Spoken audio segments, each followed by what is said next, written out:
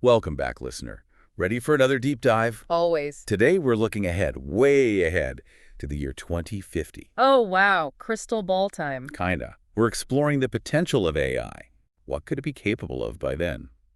We've got two YouTube videos to help us out, one showcasing some really cool AI advancements, and the other an interview with a leading AI expert who's, well, let's just say he's got some strong opinions. Sounds intriguing. So what kind of future are these videos painting? Well, one thing that jumped out was this idea of AI as a super solver, like Yeah. literally tackling global challenges, pandemics, natural disasters, you name it. That's a tall order. How would AI even begin to do that? It's all about data. Yeah. The video talks about AI being able to access and process massive amounts of data, way more than any human could, and then it can use that data to predict and prevent problems before they even happen. So AI as a kind of global guardian looking out for us. It's a pretty wild concept, right? But it gets even wilder. The video also talks about AI creating this hyper-connected world. Think smart cities where traffic flows smoothly, commutes are faster, and roads are safer, all coordinated by AI. Wow! A world without traffic jams. Sign me up. But seriously, that level of interconnectedness could have massive implications, not just for convenience, but for sustainability too, right? Definitely. I mean, imagine AI managing energy consumption, waste disposal, resource allocation. It could make our cities so much more efficient and sustainable. It's like AI isn't just a tool, but a whole new way of organizing and optimizing our world. That's a great way to put it.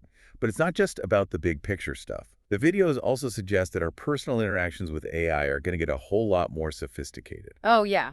Like how? Think AI companions that feel like real friends, game opponents that adapt to your skill level, hyper-personalized recommendations for, well, everything. AI friends, huh? Yeah. That's blurring the lines a bit, isn't it? I mean, where do we draw the line between AI as a tool and AI as a companion? Right. It raises some pretty deep questions about what it means to be human in a world where AI is so integrated into our lives. Definitely makes you think. And what about education? How do these videos see AI changing how we learn? Prepare to say goodbye to one-size-fits-all education.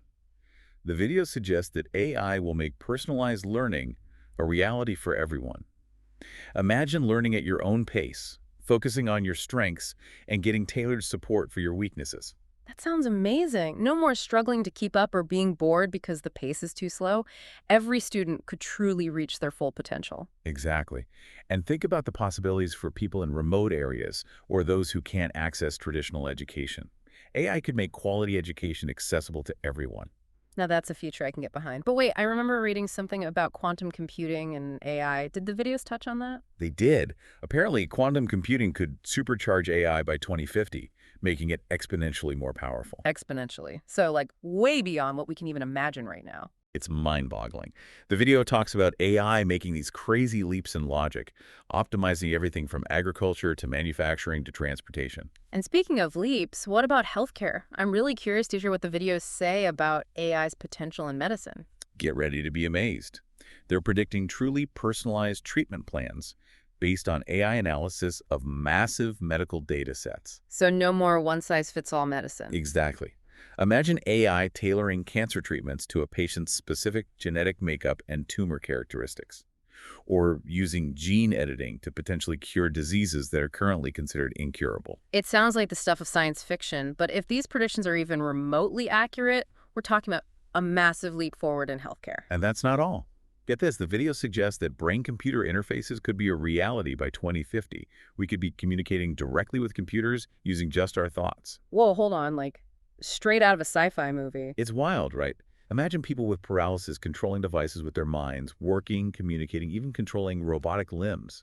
It's incredible to think about the possibilities, especially for people with disabilities. And on top of all that, AI might even become self-healing. Like, imagine AI systems that can detect and fix errors or damage within themselves without any human intervention. So AI that's not just smart, but also super resilient. It's pretty mind-blowing stuff. Yeah. But not all the predictions are sunshine and roses.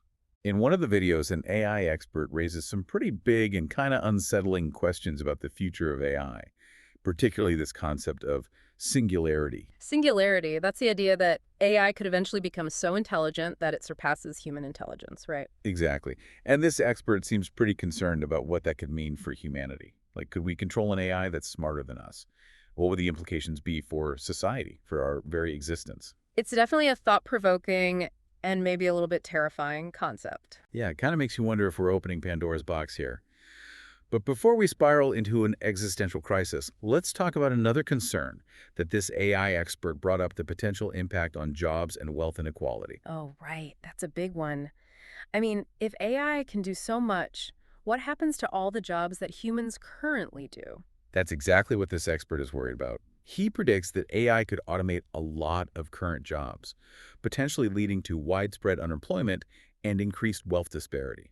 He even suggests that governments might need to consider a universal basic income to provide a safety net for people who lose their jobs to AI.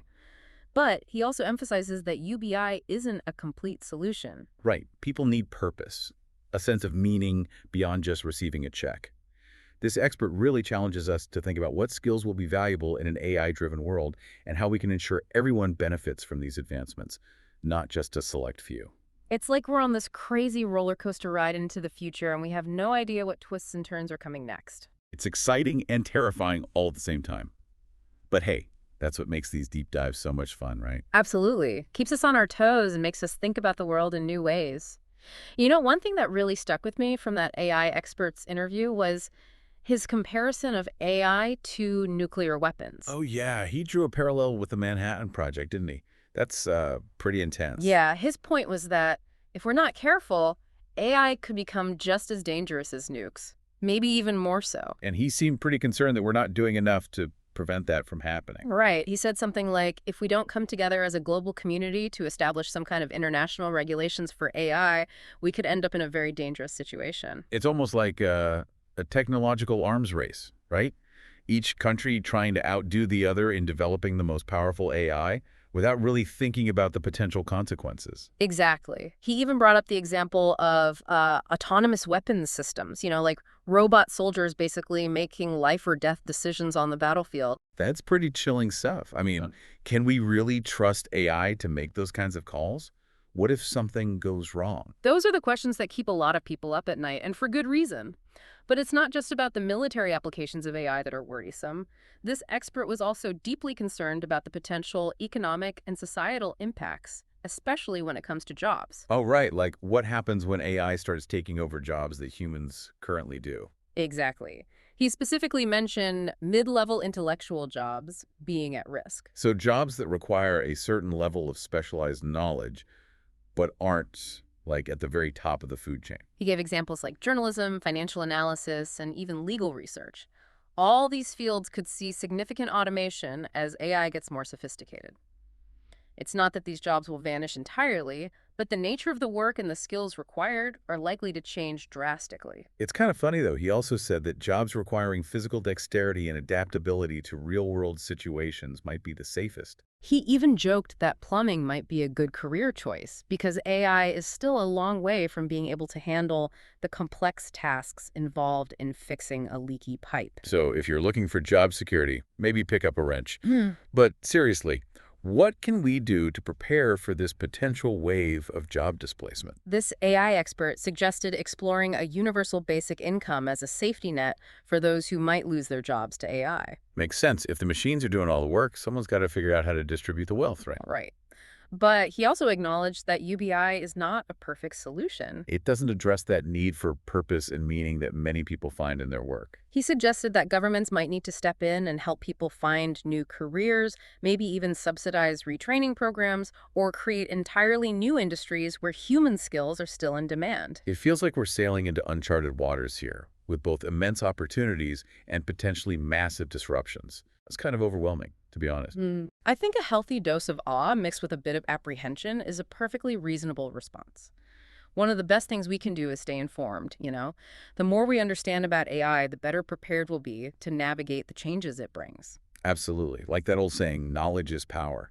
That's exactly what we're trying to do here on the Deep Dive. We want to help our listeners understand these complex issues so they can join the conversation and be part of shaping the future. Because, in the end, the future of AI isn't set in stone. It's something we're all shaping through our choices, our actions, and the conversations we have. Now, this AI expert didn't shy away from making some bold predictions. He actually put a timeline on when things might get really interesting. or maybe a little scary. Oh, right. He said something about a 50-50 chance within the next 5 to 20 years that we'll have to deal with AI trying to take control. It's a pretty sobering thought, and it really underlines the need to start addressing these issues now before it's too late. Absolutely. So let's talk about what we can do, as individuals to prepare for this AI-powered future. Because sitting around and waiting for the robots to take over doesn't sound like a great plan. I agree. I think one of the most important things is to cultivate this mindset of continuous learning. We've got to be willing to adapt, to pick up new skills as the technological landscape shifts around us. So don't be afraid to step outside your comfort zone. Explore new areas of knowledge. Who knows? You might discover a hidden passion for something you never even considered before. Or, even better, maybe you'll be the one to come up with a solution to one of these AI challenges we've been talking about. That would be amazing. We need more people thinking creatively and innovatively about these issues. This whole deep dive has really made me think about my own relationship with technology. I mean, I'm as glued to my phone as anyone else. Maybe it's time to be more intentional about how I use technology and the role I want it to play in my life. It's easy to get caught up in all the hype, both the positive and the scary stuff. But in the end, we have a choice in how we engage with these technologies and how they shape our lives. We can choose to be passive consumers or active participants in shaping the future of AI. And that's what we're all about here on The Deep Dive. We want to encourage critical thinking and empower our listeners to be active participants in shaping the future. Because who knows, maybe one of our listeners will be the one to come up with those game-changing solutions we've been talking about. That's the dream, right? To inspire someone to go out and make a real difference in the world. Yeah. After all this talk about the future of AI, one thing's really clear to me. It all boils down to trust. Trust. Yeah. Can we trust AI to make the right decisions? Can we trust the people developing it to have humanity's best interests in mind? That's a really good point. I mean, trust is fundamental to any kind of relationship, especially one as potentially transformative as this one we're building with AI. Exactly. But how do we even begin to build that trust? It feels like there's so much secrecy around AI, particularly with all the big tech companies out there. Well, transparency is definitely a big part of it. The more we understand about how AI systems work, the more confident we can be in using them. Right, but how do we get these companies to be more transparent? They're all competing with each other, trying to keep their algorithms under wraps. It's a tough one, but some folks are pushing for more open source development of AI. Open source. So like making the code publicly available for anyone to see and tinker with. Exactly. That way, more people can scrutinize it, look for potential biases, and help make it better. I can see the benefits, but wouldn't that also make it easier for, bad actors to get their hands on this technology and potentially use it for harmful purposes? It's a valid concern for sure, but I think the benefits in terms of transparency and collaboration outweigh the risks. We need to find ways to mitigate those risks, maybe through stricter regulations on how AI is used, rather than restricting access to the technology itself. So it's not just about the technology itself, but also about the ethical framework we build around it. Absolutely. We need to have this global conversation about AI ethics. What are the guiding principles we want to embed in these systems? How do we ensure that AI respects human rights and promotes fairness? It feels like we're standing at the edge of this uncharted territory, and we need to come up with a map before we start wandering around aimlessly. I like that analogy. And remember, this isn't just a job for governments and big tech companies. We, as individuals, need to be informed, engaged, and willing to participate in these conversations. The expert in one of the videos, he really hit home on this point about AI potentially exacerbating existing inequalities. He was adamant that we need to ensure that everyone benefits from AI, not just a privileged few. It's about using AI to lift humanity up, not leave people behind. Like, imagine if we could channel all this AI power into solving global problems, things like poverty, hunger, and disease. Now, that would be a game changer. But it's not just about developing new AI applications. It's also about making sure the ones we already have are fair and unbiased. So data diversity is crucial, right? Making sure that the data used to train these AI systems reflects the full spectrum of human experience. Absolutely. And algorithmic transparency is key too. We need to be able to understand how these algorithms are making decisions, not just blindly trust that they're always right. It's like we need to build in a system of checks and balances, just like we have in our governments, to make sure that AI is serving humanity, not the other way around. And ultimately, it comes back to that question of intention. What are our goals for AI? What kind of future do we want to create with it? Those are the questions we need to be asking ourselves right now as we stand on the brink of this technological revolution. I love that image of standing on the brink. It captures that sense of both excitement and trepidation we're all feeling. We have an opportunity to shape the future of AI in a way that benefits all of humanity, but we need to be thoughtful and intentional about how we do it. So, listener, as we wrap up this deep dive, we want to leave you with this one thought. What role do you want AI to play in your life? What kind of future do you want to see? Think about it, talk about it, and most importantly, don't be afraid to get involved in shaping that future. Thanks for joining us on this journey into the world of AI. We hope you found it insightful, maybe even a little bit mind-blowing. And until next time, keep exploring, keep questioning, and keep pushing the boundaries of what's possible. Stay curious, listener, and we'll catch you on the next deep dive.